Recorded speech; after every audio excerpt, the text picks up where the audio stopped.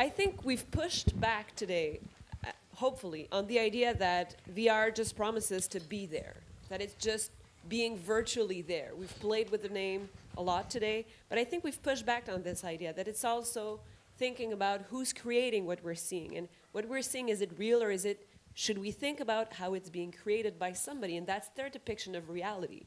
So how can we think of these new affordances in a light that is not necessarily dystopian? I think we've had a great talk today to remind us about how we always have these dystopian views about technology.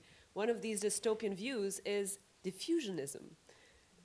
For those of you communications theory, in the 1950s, there were these dual views. You know, TV will break the brains of our children, but also if we could just bring TVs into the homes of everybody else, they will just start to want to drink Coca-Cola, and that is fantastic. So I'm not saying that's my views, but diffusionism had this idea that you could actually use these tools to diffuse a way of thought into other cultures.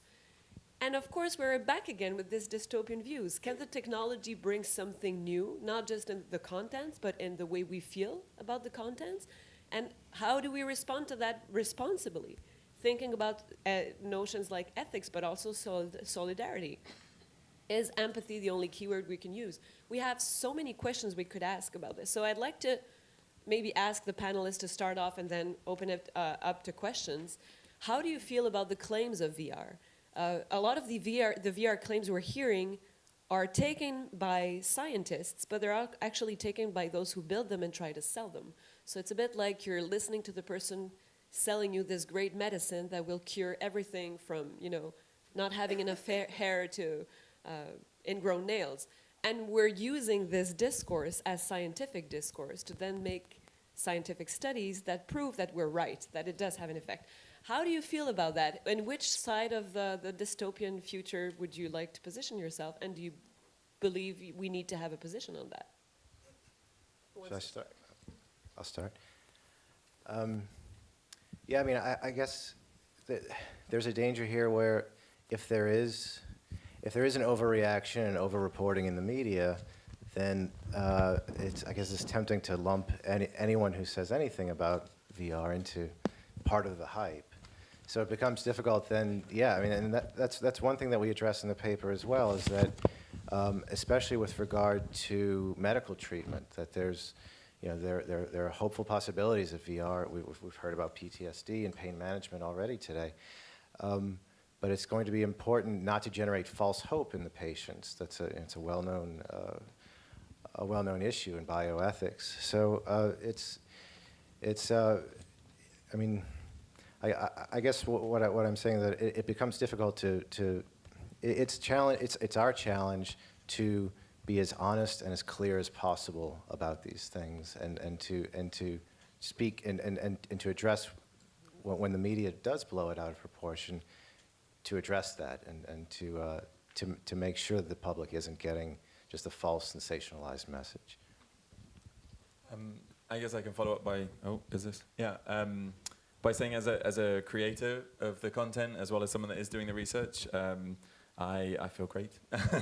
I guess, obviously we will release the research, so I'd like to think all the trials and tribulations we're going through and it will be peer reviewed. So it's sort of, in a lot of ways, it reminds me, we've just done a study as well measuring the impact of different forms of visual media in lower literacy communities, and that was actually using comics. But similarly, we found that one narrative strategy for letting things resonate longer was an empowerment narrative rather than necessarily what we call a danger or negative environment. And I think we have to be very sort of mindful about how we're framing this in terms of this. Look at the poor victims, empathize with them, obviously what Sam was saying, that sense of solidarity. And I also think in terms of where the audience is coming from, it can be very well and good to engineer these incredibly powerful situations, but if the audience is only prepared to dive into it for a minute and a half while they're waiting for something else, or briefly on their magic window, without even putting it on there, then similarly, there needs to be other ways that we can think about how we can optimize for that experience, because there are going to be different levels of engagement. Well, I think that it's premature to make these claims. And if you think about the aversion therapy, there's a whole protocol that people use in VR that they developed in life situations, and so and so that is like the kind of slow development of media conventions that lead us to make coherence in newspapers or in video documentaries or in anything else. So the thing that's distressing about the current climate is that the claims are so outlandish and they're magical. And we respond to that because the presence is magical because we're not used to it. But that and then what we have to remember when the novelty wears off is that there is a potential there to expand human expressivity for good and for bad. But I always think that a medium of representation is not a bad thing in itself. So then we have to keep working at inventing the medium, at domesticating it. Yeah, my perspective is very much, in the particular sort of genre that I work in, which is how you mobilize people to action, is there seem to be some affordances of VR that are tremendously useful in particular contexts. How we mobilize them and who we show them to, and the actions we propose, and how much they are based in the needs and the wants of the people who we depict, and how much they get to participate. Those seem like the key questions to me, and that's in the hands of makers to think about that, and in terms of the companies, in terms of the affordances they allow with those systems. And I think that's a really important dimension. A big part of my work is advocating to companies about what they do and how it helps support things like high-risk media, human rights media. I think there's a real question here now that Oculus, Google, YouTube are all in this space. How do we make sure that the systems they build reflect some of our ethics questions, some of our representation questions? I don't know quite where that leads, but I think it's a really interesting topic for us to think about, and how do we engage them in terms of thinking how our concerns might be reflected in those, in the tools that are being created right now and that will be used by millions of people. Right, and I think it also talks, when we talk about representation, to something very important from Live Aid in the 1980s and the role of being there in the presence of camera televisions and how do they actually influence people to action or not, to the role of social media during the last Arab Spring, where again you have the same dystopian views. Is it going to lead us to action? Is the machine leading us to action? Well, no, but then you take away the machine and you don't have the action that you need. I think we have some questions similar to this with our panelists today, and I think it really worked out well, thinking about all these ideas of how your representation, the ethics in the representation, how you choose to represent human stories. And after all, we are here storytellers. This is a panel about documentary. And as storytellers, maybe we need to believe more in the stories. I would like to ask you more questions. I have a list of questions that Kate had prepared, but we also have little time to discussions, and I know there are some questions in the room. We've impeded you from, yeah, thank you. We've impeded you from asking questions because we had so much to cover today. So now is the time to do it. If you have questions, the microphones are still on each side. Everybody just wants to go to the party. Okay, I see. But maybe, do you have some questions you think are not being addressed enough in VR, and that maybe we should open, or close this conference by thinking of where should we actually focus, that perhaps we shouldn't expect Oculus, not that Oculus wouldn't, or Facebook to think about these issues, and maybe creators or directors and documentarians need to focus on?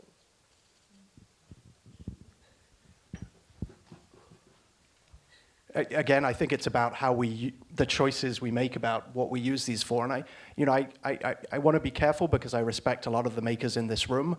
I think a lot of the first VR pieces fall into the gaps and the mistakes that many other documentary filmmakers have made in the past. And we need to be careful not to celebrate those, because I think what we celebrate to start with ends up being the models for what we then make next. And I say that particularly about some of the media that is around people in crisis and how we build empathy for them. And And so I think it's not, I don't think, I would not presume to tell people how to do VR storytelling. I think we're learning. I think it's tremendously exciting. I should be clear, I'm super excited about this medium. I think it's tremendously powerful. I think there is something on us to watch out we don't make the same mistakes that many people have thought about before. And there's no excuse for making those, honestly. There's not a kind of like, I didn't hear about that type excuse that I think flies, really. And so thinking about issues of representation, thinking about issues of consent, thinking about issues of trauma, thinking about how we don't go into poverty tourism, I think all of those are important. And if we move people to engagement, how do we move it to action? Because otherwise, the Tanya Singer's research on empathy, looking at some of the questions when we put people in highly traumatic experiences or intense experiences, they feel the pain. People won't come back. And we may miss our opportunity. It may turn into a fad. And I think that would be a terrible waste. I think it would be a terrible waste of an opportunity to really engage people in compassion and solidarity and meaningful empathy. So, yeah. I also think, embracing like the embryonic nature of it, it's always a challenge with, I think, some legacy media outfits to try and encourage and foster that sense of experimentation and have things fail. I think that's great. Well, at least the community and the sort of climate in VR is proven very robust in that sense, and a lot of leading organizations, obviously Frontline, Washington Post, AP, are playing around with that. And so I think that's really important. Otherwise, we will fall into that trap of, leaving it to a sort of a more homogenous kind of, voice, and then having to catch up in a couple of years' time. So I expect things to be breaking or whatever, and I just hope that audiences are tolerant enough. And similarly, like I mentioned, I think the danger is as well, like having these too higher expectations, like saying once you do this, everything's golden. Like I think there is a high capacity for this, for fostering unwillingly maybe a sense of slacktivism, and that sense of, oh, I was there, it's great, and I liked the experience, and now I'm sort of done with it, and I can move on. I mean, I think we need to be thinking about almost like an episodic or serialized approach to this. How maybe if I go into the same experience in a month, it's like, oh, welcome back, you were here last month, and how did you enjoy it? And instead of like, have you done the insert name experience? Isn't it amazing? What's their next one? Like straight off. So I think maybe establishing more of a continuous narrative might be interesting. Very interesting. We have some questions from the room. Yeah, thank you for these very rich and thoughtful perspectives. I'm enjoying them very much. I'm particularly intrigued by the idea that in a contested situation, what's important is not for us to extract the situation and transmit it away, but maybe to provide the feedback. The thing that you said about the visceral sort of reinforcement of someone who's in a particular situation. I think that's a really interesting perspective. And it makes me wonder how it might actually be amplified. And I don't really have an answer, but it's just a question that I think might be interesting to entertain. How might the two parties, or however many parties that are in contest, actually be able to experience each other's perspective, either live or even afterwards? Like, we've spoken about Ferguson, for example. If both were captured, both circumstances were captured, they could be exchanged afterwards, but they might even be exchanged on the spot. Like, if you could feel the other person's adrenaline, you would understand that something is escalating, dangerously. Or if you could see something about their background, you might understand something that would actually diffuse the situation, because all of a sudden the empathy would be visceral and embodied and present to you and useful. The other side of it, and then I'll stop, is if there's a protest and you can protest through your goggles at home, that has a couple of consequences. One is it dilutes the protest, but it also can be turned off. I mean, the idea of a protest is actually to stand up against a certain kind of power. To do it through a particular technology that can actually be switched off is actually to yield that ability to resist to exactly the power that might be in your way. So I think that it's a really interesting tangle and a nice shift of perspective. Yeah, thanks. I think, with the Ferguson piece, for example, what was most interesting and sort of, I guess, important for me was that it started a number of dialogues between parties that might not necessarily have been in that space together. And so, as embryonic as the experience was, it was like, so you went that way and I went this way, and So as a jumping off point, I think that's really, it's a tool for conversation. But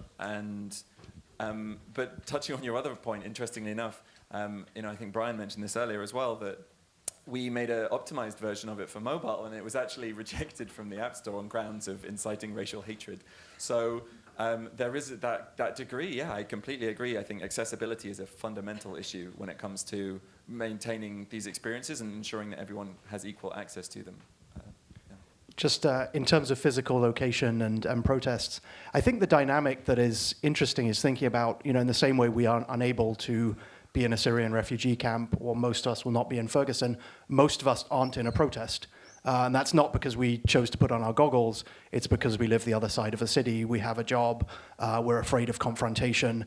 All of those are perfectly good reasons not to be physically on site. They're not good reasons not to be virtually on site and alongside people. And I think, again, there's always this reification between virtual and physical, which I know you're not falling into, but I think it's important to remember that in the protest context, that virtual protest could be equally powerful.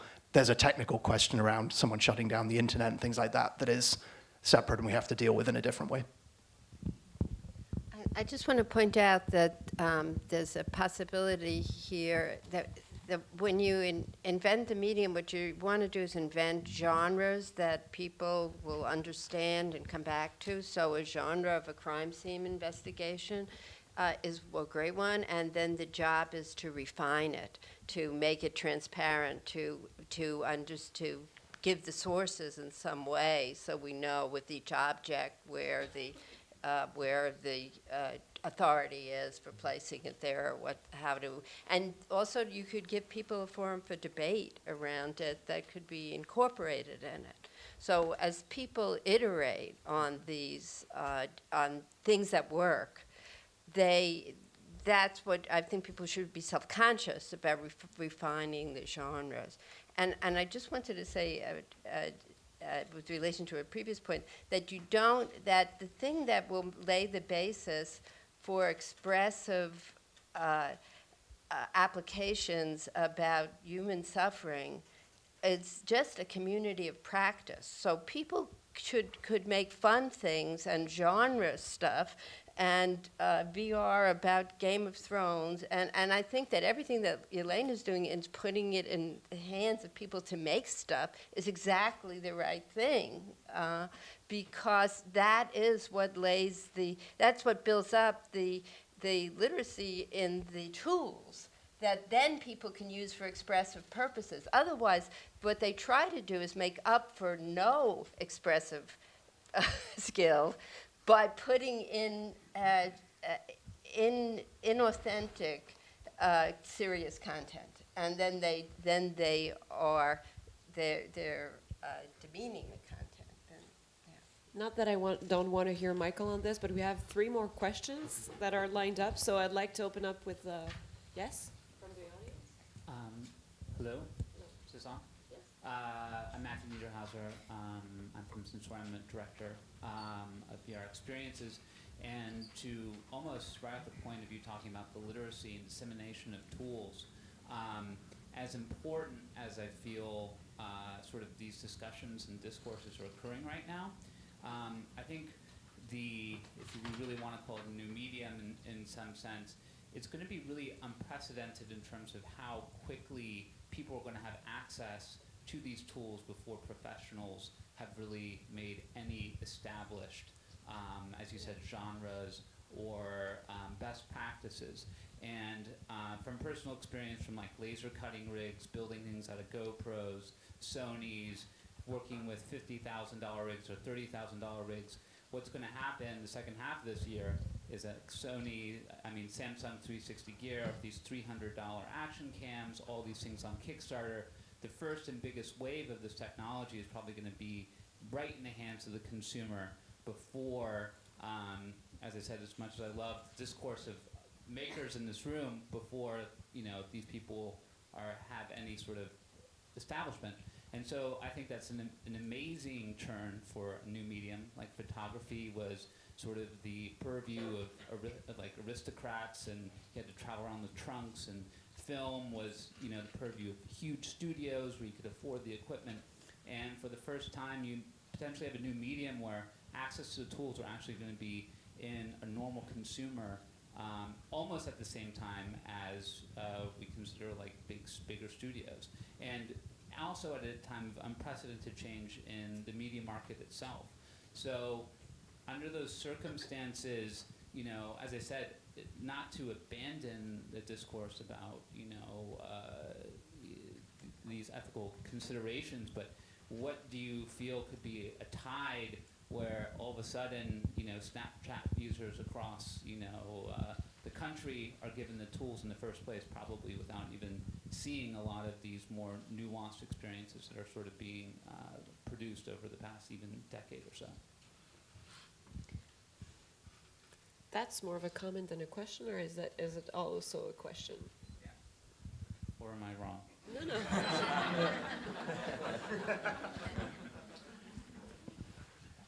I'll give a 30-second reply because I know there's other people waiting. I think conversational VR, I'm fascinated by that. Episodic VR, I think that's a lot of what people will create that I think is super interesting in terms of some of the empathy, compassion type approaches. It's what people do on Snapchat, is have conversations in media format, in visual media. And so I think there's something very interesting there that we shouldn't deprecate. I think there's probably people in the room who'd argue there's been like 25 years of VR before, and so we are kind of like the heavy film cameras. We've just jumped into sort of the cell phone era more rapidly. It's just that sense of identity has not been so widely shared. Michael, I gave the answers to somebody else quickly. I'd like to hear your thoughts on that. Okay. Yeah, I mean, I guess we'll see. I don't know. It's exciting times. We'll see. It's kind of democratization of the art form, and I think there are.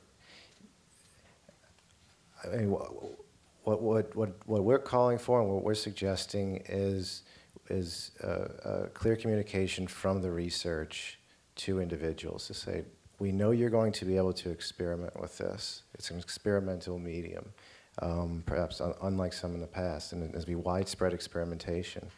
No one's calling for outlawing experimentation. Experimentation is great, but people may not know what they're getting into. So I think that as soon as the results from psychology come in, making individuals who wish to experiment with the technology, making those results known, I think, could avoid harm. Would be a, it wouldn't take a lot of effort. It would take the community to just be self-aware and to clearly communicate what we do know so far.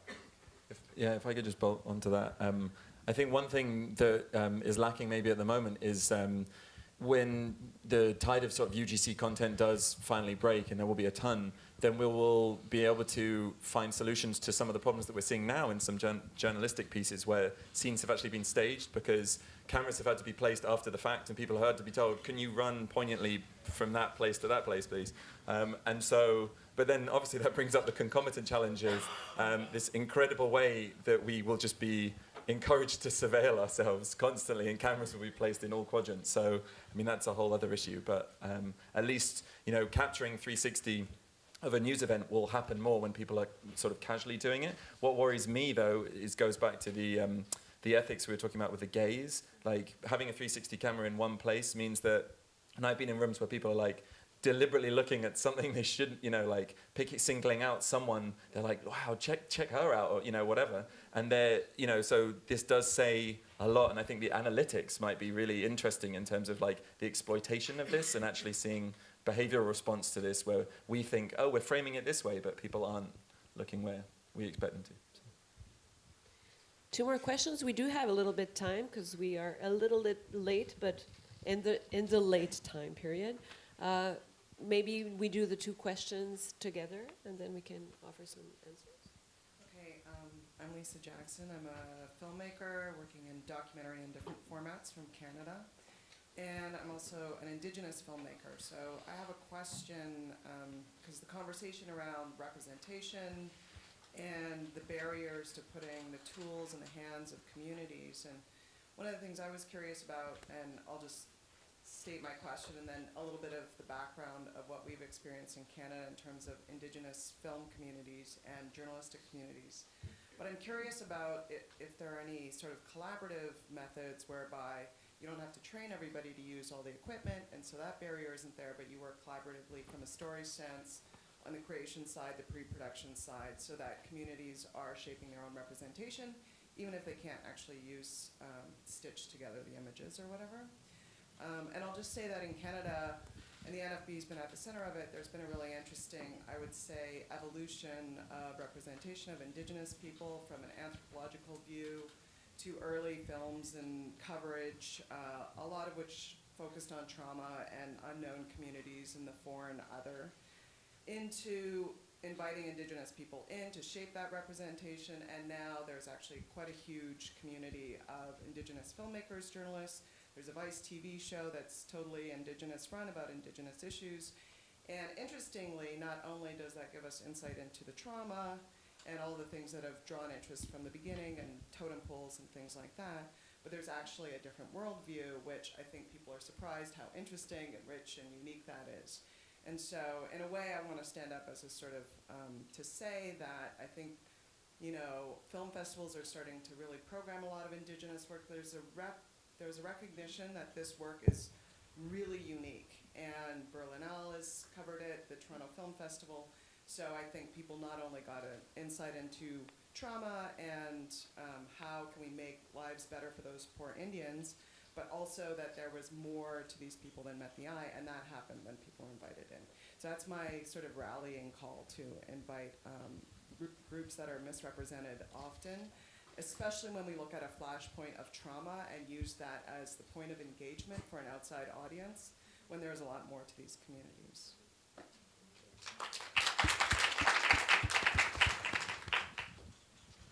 If you could please, we'll go quicker if you can. Hi, my name is Simon Kessler. I'm from Paris. I'm a student in film and new media, currently a visiting student at Columbia University. And so I have a background in traditional film originally, and part of the reasons why I love traditional documentaries is that we don't see everything. There is always this frame and the off-screen, and I'm thinking in particular to documentaries that deal with violence. What I like about them is that there is this kind of share between representation and suggestion.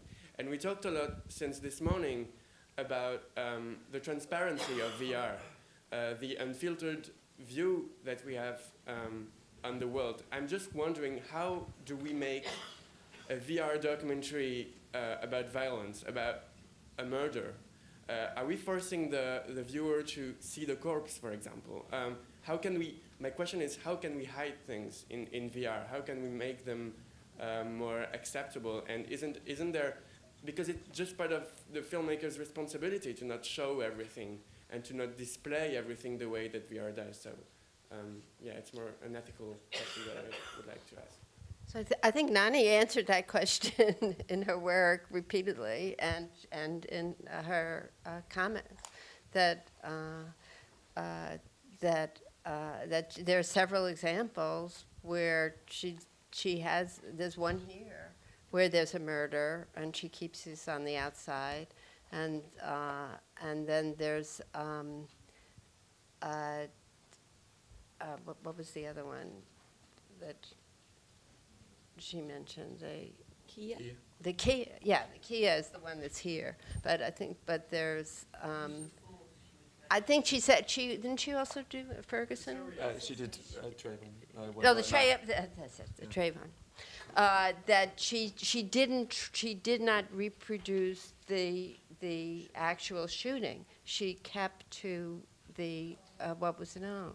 So I think that makes a lot of sense. But there's another problem, which is that people think that VR, because you're there, it should have everything. And I think your question's really on point in that any art form has composition to it. And the other thing that's good about Nani's work and other work that people have mentioned here is that it's a scenario where it's not everything. So you get 5 minutes as the friend of the artist. You don't get to just be in some environment with a 360-degree camera.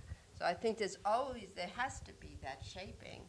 But it's a different shaping than there is with an editing, with a film, because you want people to be there. I think, we're not inherently talking about VR here. If people want to make less ethical, more gratuitous or, explicit or graphic content, then, they'll do it in any medium. I think what's different, obviously, about VR is that sense of immersion, in the sense that you're really committed by putting the headset on and you're inside the space, and sound can also play a huge contributing factor to encouraging that sense of heightened stimulation. So I think there is a huge responsibility for directors. Myself, I definitely don't show any explicit violence. I think it's much more powerful. But obviously with the source material, it depends what you might have. But to parlay that into the power of suggestion, and it's not necessarily, often our intent as journalists isn't to, look, check it out. It's much more like, what were the background to this? Like, what has led to this? The incident is mainly just the conduit through which you're driving the narrative. So I think it's, there's a huge responsibility, but I would think that we want to be very aware of sensitivities in that issue. Yeah, I can't imagine anything more hellacious. Part of my work at the moment is looking at videos of war crimes from Syria. I can't imagine anything more hellacious than watching 1,000 videos of war crimes from Syria in 3D stereoscopic sound. I think that puts the challenge on us as makers to think, how do we talk about, again, going back to the structural issues, how do we use VR to inform and educate and engage people? Because there will be plenty of the direct violence. I think Noni's work is incredible in this moment. I think sadly in 5 years' time we'll be able to get 1,000 exposures to bombs in the streets of Aleppo, whatever the equivalent is. And that's where the storytelling about structural violence, about empathy, the episodic storytelling is really going to matter. I wanted to, in response to the question about indigenous storytelling, I think it's really important to think about processes that support that collaboration, even when the technology is not yet in the hands. The argument that technology is not yet available one, I don't really buy. I think there are processes which enable that education, that engagement, that agency. Canada has been amazing on that. Again, a shout out to our ex-moderator, Kat Sisek, and her work reinvigorating the Challenge for Change work in Canada, where she was involved in collaboration with communities on creating media. I think that's super important. I wanted to throw out one anecdote because it went back to something Dan was saying very quickly, which is about expectations around tools. We've been grappling a lot with expectations around live streaming now, and people being fiercely resistant to being live streamed in crisis contexts and trying to work out, if they're on live stream, are you filming me? Are you not? Are you incriminating me? And how do you deal with that? And obviously, it's about a loss of agency. Am I being captured in a, in kinematic surround? Am I being live streamed in a way? So I do think we need to grapple with how we tell people about these things as we create in a way that really explains it to them over time. Because we're certainly seeing that on live stream, kind of real resistance and a sense that people are being captured and shared against their will. Any final thoughts? Oh no, I mean, with violent content, I guess we have to wonder about. We've seen violent content in the past. It's going to be, sex and violence is going to be. We're asking what sort of content do we have to worry about in VR, and of course that's the first thing that we think of, and we've dealt with that kind of content in the past with other media, and I think it would be a mistake to assume that because there was fear about past media, and then the fear didn't, the worst of our fears didn't come true, that we can make the same inference for VR. I think the accurate thing to say is that we don't know. There are reasons for concern, but it's best to do what we can to find out before there's damage. Thank you so much. That's going to be what ends the panel and the conference. I'm going to invite William Uricchio for some final remarks. So thank you so much, guys. I'd like to invite William.